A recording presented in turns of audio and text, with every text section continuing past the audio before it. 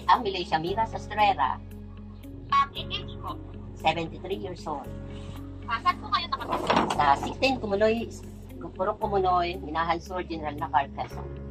Kamusta naman po yung pakaramdam mo ngayon? May nararamdaman po ba kayong problema sa kalusugan or sa health niyo po? Oo, meron. Yung dating health issues ko. Yung hindi ako nakakapagpigil ng personal necessities. May iniinom ka po bang gamot ngayon? Kunwari po, maintenance, mga food supplement or herbal na gamot. Kung oo po, ano po yung mga iniinom mong gamot? Oo, meron. Ang sa food supplement ko ay Spirulina. At iniinom ko yun tuwing umaga at saka gabi. Tapos, yung maintenance ko, dahil di ba ako pag minsan nag-high blood, yung binigay sa akin maintenance ng doktor, tuloy-tuloy lang. Pag na ko man ay hindi ko hinihihinto. Pero bumabalik po kayo dun sa doktor po na nag-require ng gamot? Ay simula na yung ako'y kuban. Dahil ang ini-prescribe naman sa akin ay 100 pieces.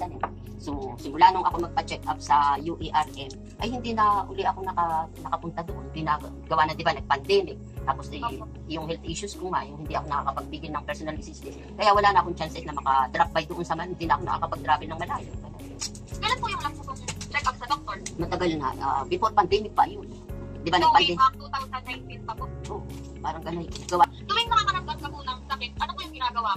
Naisip mo po bang magpakonsulta sa doktor or Ako yung advice ng mga friend ko, tapos ay pagbabasa ko sa Facebook, tapos ay dahil nga sa sitwasyon ko, hindi na ako yung nag-herbal medicines ako na nakakatulong naman sa health ko. babalik po sa Facebook po sa mga advice po ng mga friends ka po para kumukuha ng information para po yung ipapagari kapag nag-isip ka po. Oo, nakakatulong naman sa akin. Parang nare-relieve naman yung aking kuwan, yung aking nararamdaman. Tsaka minsan, siyempre matanda na, masakit ang tuhod. Pag uminom ako ng herbal medicine para dun sa kuwan, halimbawa, salay, guyupano, tapos ay yung avocado na nilaga ko, ay nare-relieve naman. Kaya parang kontento na ako sa ganun. Hindi na nagpapaano sa doktor. Ano po kadalas mag-self-medicate? Ano po yung pag gamot na, ay ano po yung mga sakit na ginagamot mo ng mga gamot na iniinom mo?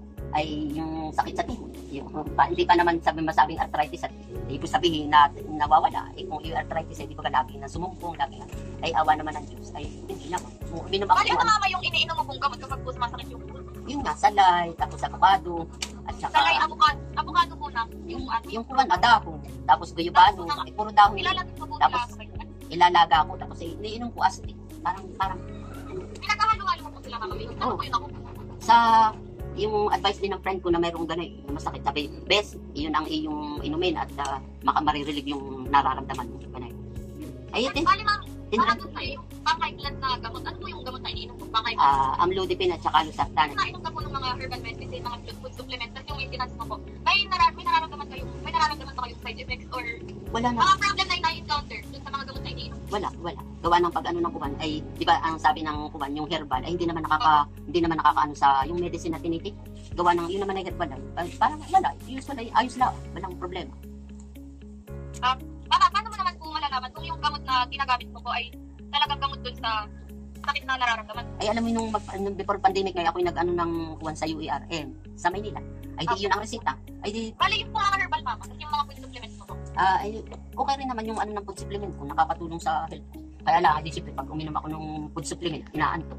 Kita mo Ay, nakakailang take ka po ng mga gamot mo sa isang araw, mama. Kunwari, so bakit sabi mo po, uminom ka na amlodipine na sa gabi, losartan. Tapos nainom ka din po ng mga herbal. Oh, yung iniinom kong herbal medicine, ay Hindi po araw-araw. hindi. Pag halimbawa time na yung parang nararamdaman ko parang sasakit yung tuhod ko, hindi maglalaga ako. Pero pagka yun hindi naman sumasakit, hindi naman ako umiin.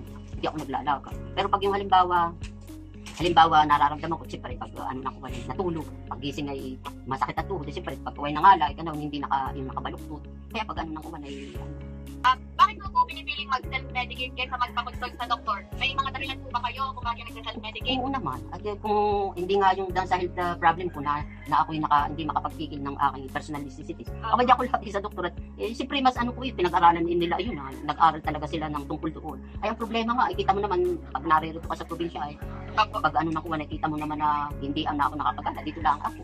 Pero yes, malayo din po pati sa ospital na mama. malayo ang ospital dito, malayo din ang center. Tapos Last namang question.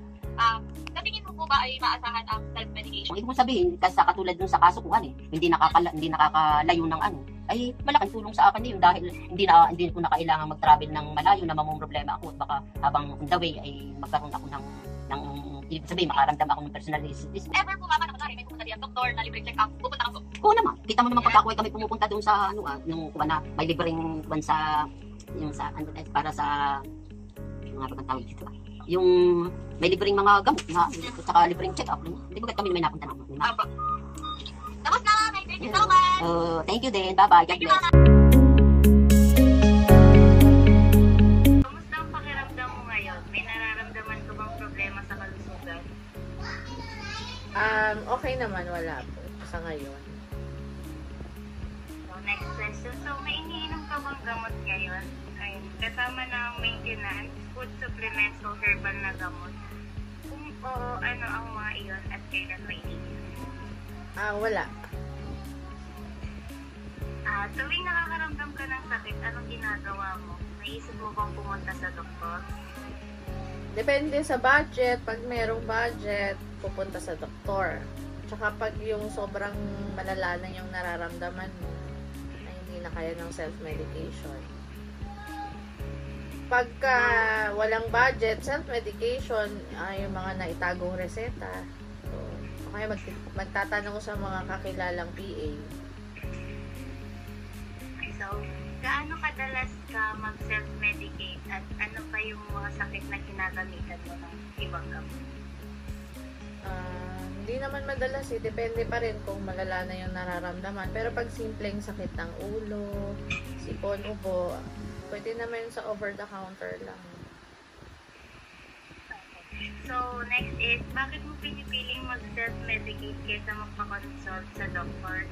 May mga dahilan po ba kung bakit ka nag-self-medicate at may naranasan ka bang mga hadlang sa pagkuha ng tulong medical tulad ng gastos o oras? Depende pa rin pagka walang budget, ganon. Pero kung kaya ng budget, papadoktor. Pantatlong tanong. So, paano mo nalaman kung anong gamot ang gagamitin?